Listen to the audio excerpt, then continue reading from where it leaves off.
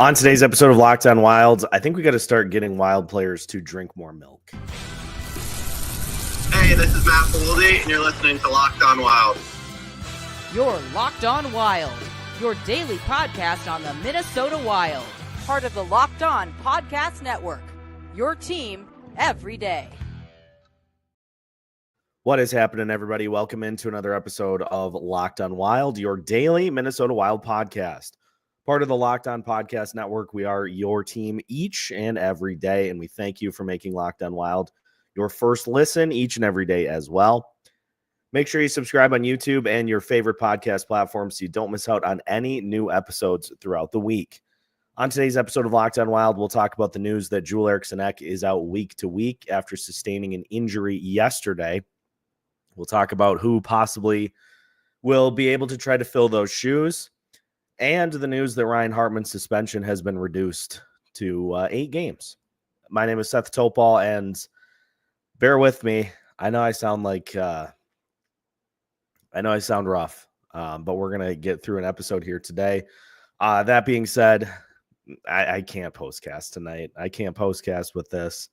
Trying to save as much of my voice as I can for a section championship hockey game tomorrow night. That would be the biggest game that I've ever called. So I'm not going to not call it. So I'm trying to save as much of my voice as I can.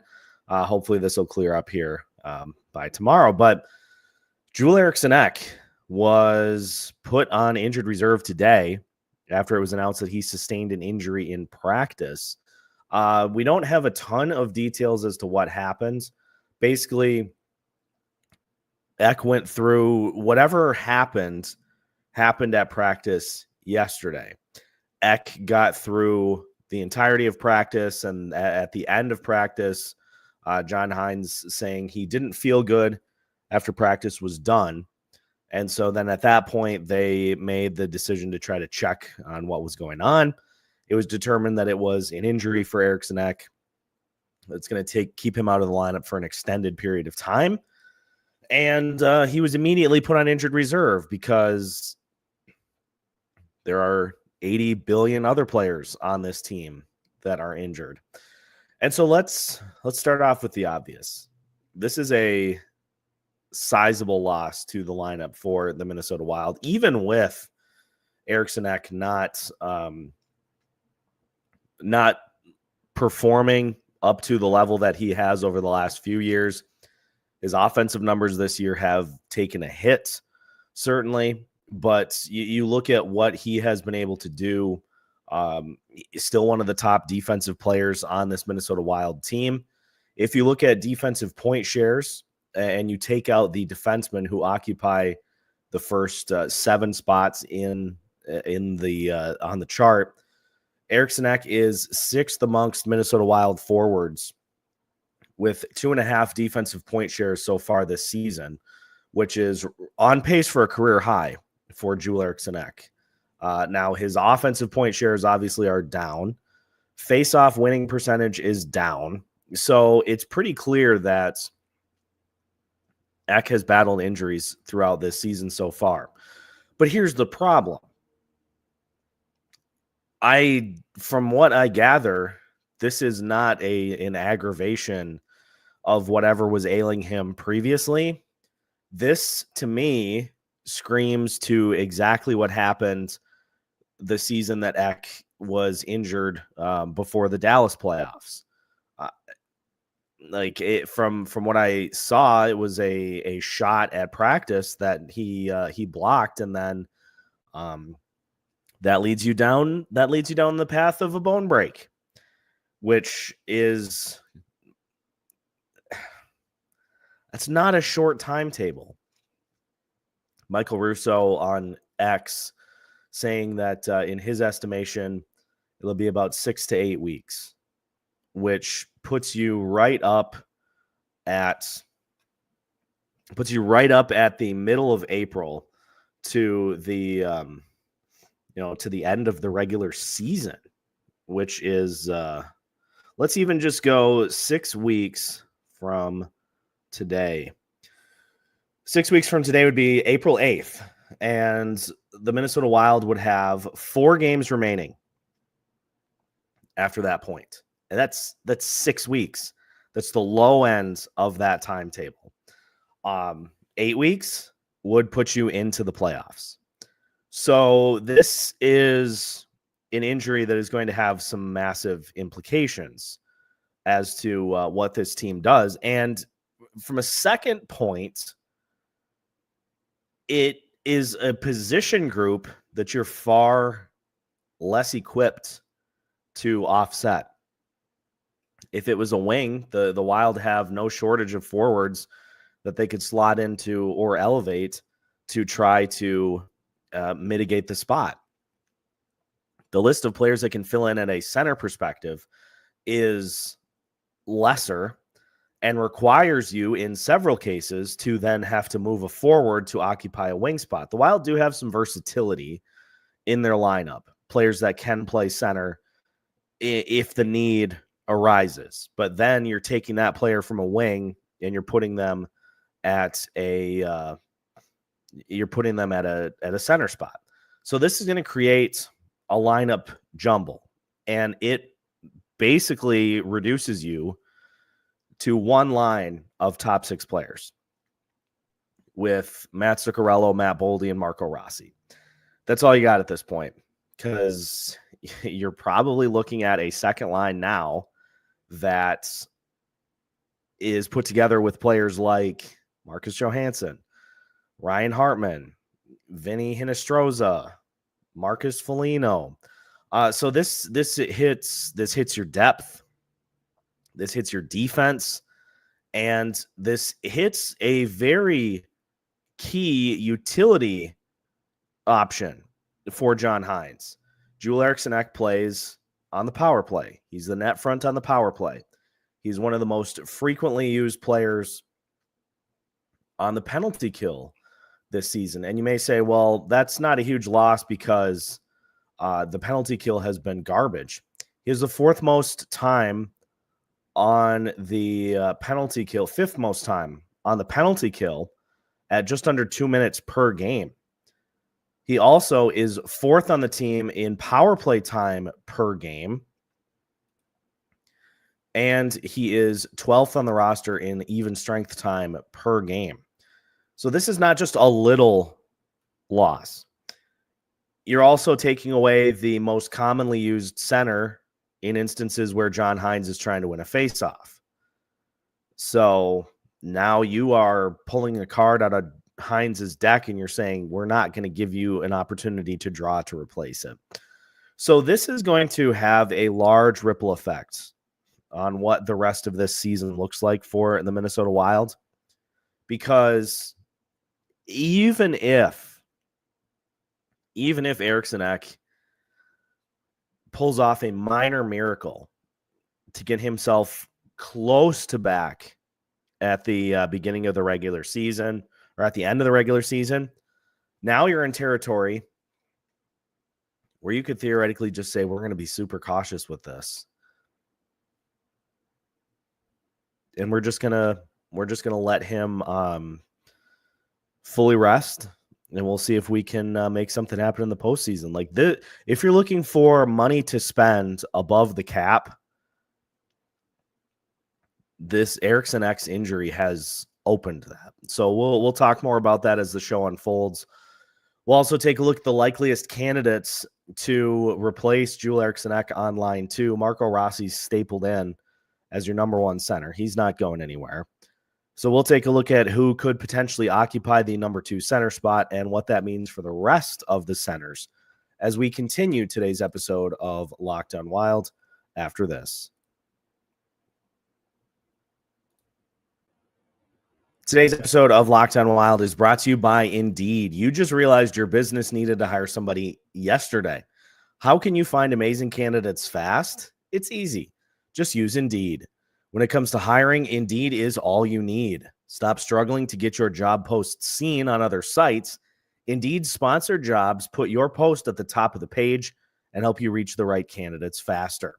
Indeed was super helpful to me when I was on the job hunt back over the summer. They did a great job of catering what I was looking for based off of what positions qualifications were that they needed. It's almost like they were connecting ropes together to try to match my skills with what positions we're looking for, and it made the process as easy as could be. Now, if you are looking to speed up your hiring process, you can do so with a $75 sponsored job credit. Just go to Indeed.com/lockedon right now and support our show by saying you heard about Indeed on this podcast. Terms and conditions apply. Hiring? Indeed is all you need. Welcome back to today's episode of Locked On Wild. Once again, we thank you for making Locked On Wild your first listen each and every day. Apologies, folks. No postcast tonight, and we'll try to get Denny's show scheduled for later in the week, but it's hard to talk. So I'm trying to kick this as much as I can, but we'll try to get at least one postcast in later in the week to make up for it. But let's continue the conversation about the ripple effects of Joel Eriksson Ek being week to week, and as Michael Russo noted, potentially out as long as 6 to 8 weeks, which puts him at April 4th from today. Now, if there's any sort of surgery that's needed or anything along those lines, if you get that in by the end of this week, you possibly could line it up that he is ready to return by the end of the regular season. But as we talked about, Marco Rossi is going to be the bona fide number one center for this team. He has been for most of the season. He has not missed any games this year. He continues to put up just super solid numbers. He's going to be your number one center, so he will probably be the new John Hines safety blanket from a center perspective when he needs a faceoff win, when he needs somebody to help, on the power play. It'll be interesting to see if we see Marco Rossi get a little bit of penalty kill time to make up for this. He doesn't hardly play on the penalty kill really at all, but I would imagine now with Eriksson Ek out, maybe that gets put on the table. But the players that are most likely going to fill in internally are Freddie Gaudreau, who, yes, I know, he's not a second line center, but he is pretty responsible with the puck. He doesn't take a ton of penalties, and he's having, by his standards, he's having a pretty good season. He has already exceeded almost all of his statistical numbers. So he would be an option for that number two center spot, which would mean then that you'd probably elevate Murat Huznadinov, and you would go Marcus Johansson, Freddie Gaudreau, and Ryan Hartman as your second line, which is, I don't feel great about that. So that's one option. Another option is, once his suspension is over, Ryan Hartman. But, Hartman has never really been a good faceoff guy. I think his highest percentage on the faceoff circle was the season in which he was centering Kirill Kaprizov and Joel Eriksson and Matt Zuccarello, and he was right around 44-45%. He's never been a huge faceoff guy. So that wouldn't really be helping you as much. The interesting one is the newest member of this roster, Vinnie Hinostroza, who can play some center, and he shows the ability to A, shoot the puck, B, get to the net. Now, he won't give you as much defensively as Joel Eriksson Ek does, but Hinostroza could be one that could maybe duplicate the things that Joel Eriksson Ek brings to the table. So that's a possibility as well. Obviously, Murat Huznadinov stands to elevate in the lineup, at least to the third line. I know there have been a lot of calls to get him up on the second line because of the speed. I just want to see a little more offensively from him before that type of move is made. Because let's keep in mind, he's 22 years old, and you don't want to overwhelm somebody with just out of necessity, but he still is an option to fill in that spot. The other options, of course, are Jakub Lauko, who has played some center, and Devin Shore is listed as a center on the Minnesota Wild Puckpedia page. So I'd imagine he is an option as well. Yakov Trenin has played center as well. So there are options to be able to fill, at least from a roster perspective, internally. But I think if we were thinking that Kirill Kaprizov going on long-term injured reserve was going to be what prompted Bill Guerin to make a move, I think it's this one. Because if Joel Eriksson Ek, if it is 6 weeks, you barely have any season left. So you might as well utilize that cap space to bring somebody in that can at least help you out a little bit. And you can afford to go get a center. You can afford to go get a center to step in and stabilize that second spot in the lineup. The options at this point, there aren't a ton of them. It's Nashville, Chicago, San Jose, and probably Buffalo, maybe Pittsburgh too. Although Pittsburgh's only 7 points out. I consider at this point teams that are 10 or more points out of the last wild card spot are probably donezo at this point in the season. But if you just look at, let's start with the Nashville Predators, for instance. Nashville doesn't have a ton that doesn't create some massive questions and salary problems on their roster. I mean, I don't think Tommy Novak is for sale, number one, but that would be kind of intriguing as a Minnesota guy. But Ryan O'Reilly is locked in for the next 3 seasons, including this one, so 2 more after this, at $4.5 million per. I would rather that get spent elsewhere. So not a ton of intriguing options for the Predators. Now for Chicago,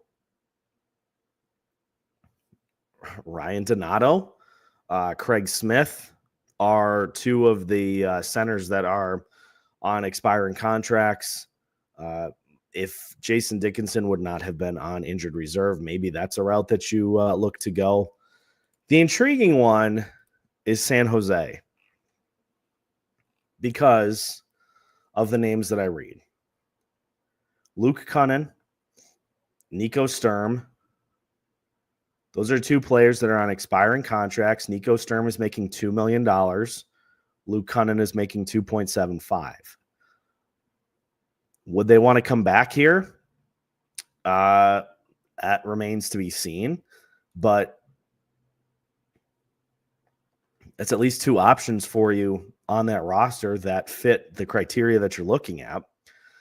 And maybe this does finally push the Wild in the Brock Nelson.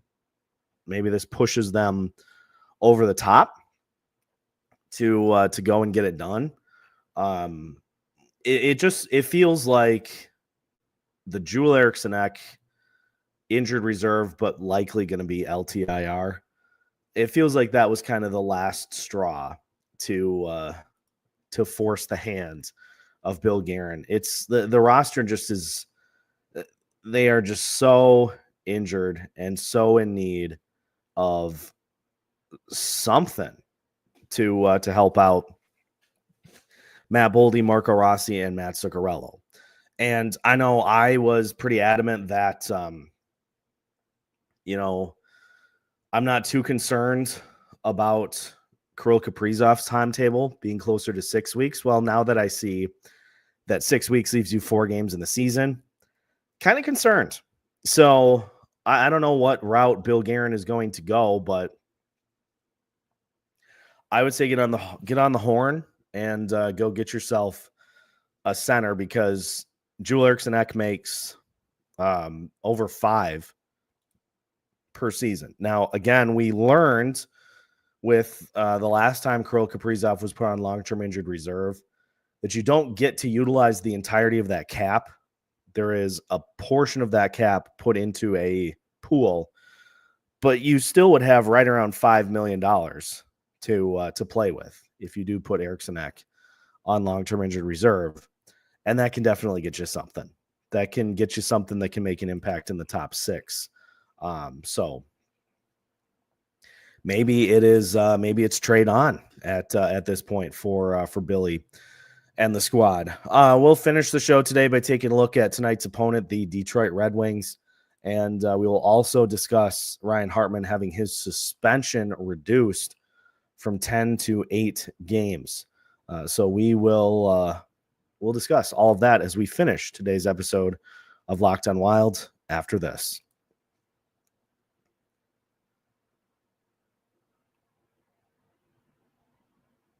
Welcome back to today's episode of Locked on Wild. And once again, we thank you for making Locked on Wild your first listen each and every day. And again, no postcast tonight. I am really fighting it here.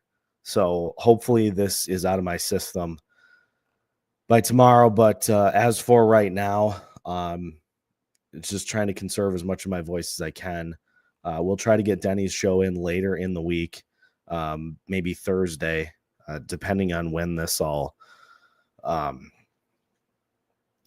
clears up. The Wilds, fortunately, have a very familiar opponent, the Detroit Red Wings, who they beat 4-3 in overtime. The Red Wings played a game since, and that was against the Anaheim Ducks. They won that game 5-4 in OT. But it was interesting because there was quite the physicality. Trevor Zegras getting suspended for a hit that he threw in that game that led to Michael Rasmussen having to exit after just 8 minutes of the game. Zegras kind of caught him with the chicken wing, and so he got suspended 3 games for that. Now, I bring that up because Ryan Hartman finally heard on his appeal, and I'm still adamant that it was so weird that we didn't hear anything about it until well into the following week. That now it has been upheld and will be reduced to 8 games. Like the appeal was the first weekend of the Four Nations face-off. And all of a sudden now we're finally hearing that it has been reduced. Gary Bettman saying that he views the bump from Hartman's previous suspension severe. So he was willing to knock off 2 games to get it to 8, with the hope that it still sent the appropriate message to Hartman. Obviously, the thing Hartman was trying to get back was some of those game checks, because when you become a repeat offender, you go from getting fined league years or league days to game checks. So if you're making over $4 million a year, that adds up pretty quickly. That 10 gamer was $470,000 roughly. So he'll get a little bit of that back.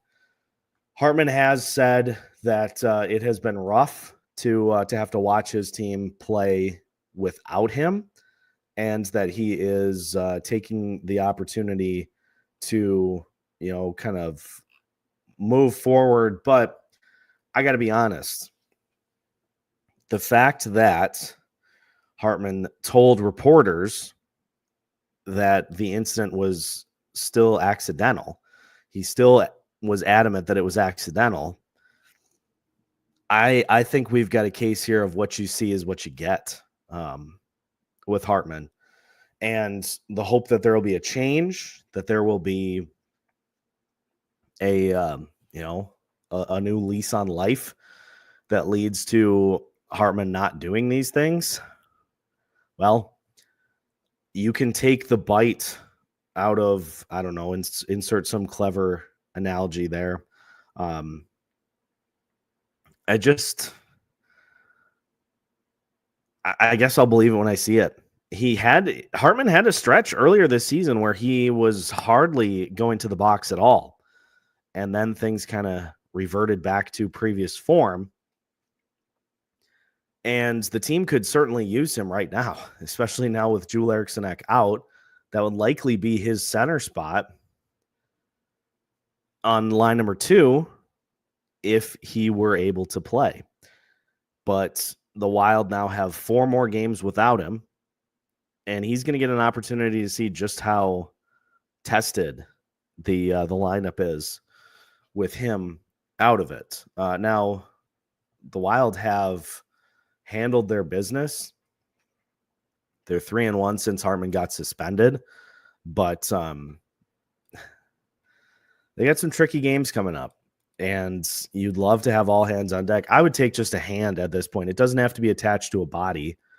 I would just take a hand, and then I can say, all right, we've got all hand on deck. But, just bizarre. And the other thing that I kind of wanted to touch on as well is, where does the medical staff fall in all of this? I think the medical staff, the training staff, certainly can be questioned for the instances of re-aggravation, especially in Jakub Lauko's case, where he has tried 2 different times to return and has suffered setbacks and has had to leave the lineup. Kirill Kaprizov, trying to gut it out for a few games before then electing to have the surgery. But let's keep in mind, too, a lot of this is the player's decision. Kirill was the one who I'm sure was adamant that he wanted to play. And the Bill Guerin and the training staff said, okay, we'll see if we can find kind of a happy medium for you to keep playing. And Kirill Kaprizov at 65% is not helping anybody out. So the fact that that happened, some of these other injuries, though, like breaking a bone in your foot for blocking a shot, that's a freak injury. Jake Middleton breaking a finger trying to block a shot, that's a freakish injury.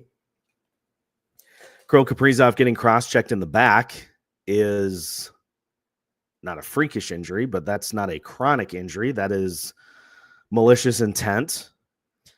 So I truly don't know, because the thing that I kind of wonder is it the training staff rushing people back too quickly out of pure desperation to try to get bodies in the lineup?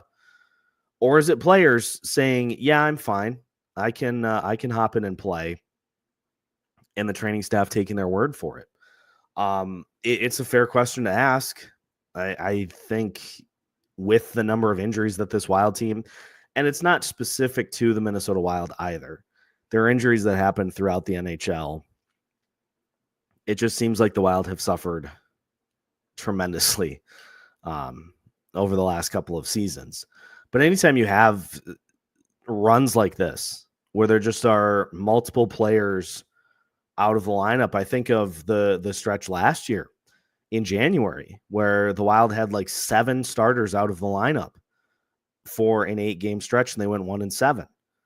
At some point, the injuries just catch you, and they say, okay, bills due. It is time to pay up. And, I really do just wonder if this is the injury that leads Bill Guerin to go aggressively grab somebody, because 6 to 8 weeks is one thing that will get you back with about 4 games left. 4 to 6, I could see maybe getting to 5.5, and you still have a good deal of time left in the regular season. But if 6 is the short end, that takes you right up to the end of the regular season. And at that point, if other teams are going to do it, the Minnesota Wild might as well do it as well, and just go over the cap and get people back for the postseason. Because at the bare minimum, Gary Bettman will take exception to it and say, hey, Minnesota Wild, you've been fined a draft pick. We're not going to let anybody do that anymore. And then you say, we shut the door. Nobody else can do this now. So I don't know. We'll see. But thank you for bearing through my Darth Vader impression here today. Appreciate everybody tuning in as you do each and every day of the week. No postcast tonight, but we'll see if we can get one in for you on Thursday with a later game. But otherwise, make sure to subscribe if you have not already so you don't miss out on any new episodes throughout the week. We've got new episodes for you every Monday through Friday as part of the Locked On Podcast Network.